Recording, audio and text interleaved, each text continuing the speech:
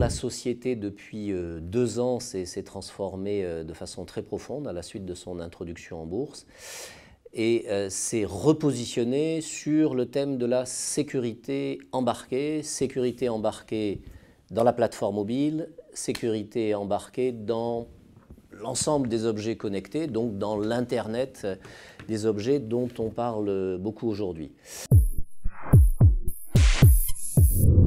Ça veut dire qu'il faut que l'on puisse faire confiance à tous ces objets qui doivent nous servir. Il faut que je sois sûr que les données que je reçois sur mon téléphone mobile n'ont pas été modifiées.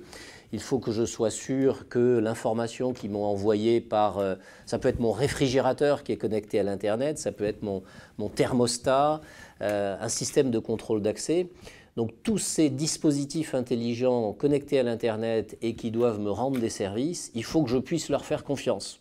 Et donc pour cela, il faut concevoir au cœur même de ces dispositifs de la sécurité, un dispositif de confiance fait de puces et de logiciels et qui pourra garantir que ces informations sont bien les informations transmises par ma maison, mon réfrigérateur et qu'elles n'ont pas été altérées lors de leur transport. Dans ce domaine-là, les méchants, ce sont on les appelle les hackers, les fraudeurs, les pirates, les cybercriminels.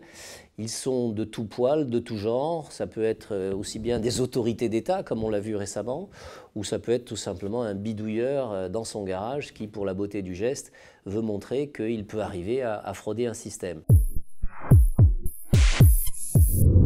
La contrefaçon, ça peut être effectivement dans l'Internet des objets classiques, éviter que quelqu'un ne puisse remplacer un objet connecté à l'Internet par un autre objet, et donc il faut pouvoir forcer l'objet à présenter un sésame, à présenter une preuve de son identité, et puis de façon très élargie, plus élargie, ça concerne effectivement le domaine de la contrefaçon, cette fois-ci contrefaçon des objets de marque, des bouteilles de vin, des sacs de marque, de tous les objets de valeur. Donc dans ce domaine-là, qu'est-ce que nous proposons? Nous proposons exactement ce qui a marché depuis 30 ans pour la protection des personnes.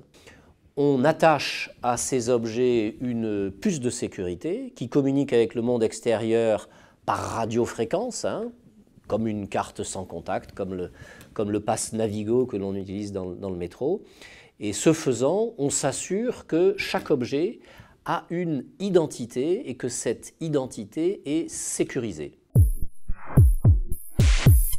On peut connecter tous les objets, je vous disais, on l'a fait pour des médicaments, on le fait même pour de la nourriture, on peut même rajouter à ce moment-là, dans ces étiquettes électroniques, des capteurs de température ou un certain nombre de capteurs qui vous donneront plus d'informations sur la façon dont la chaîne du froid a été respectée.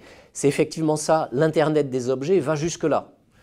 Me donner un historique de l'ensemble de la vie du produit depuis son origine contrôlée jusqu'à ce qu'il a fait dans les dernières heures.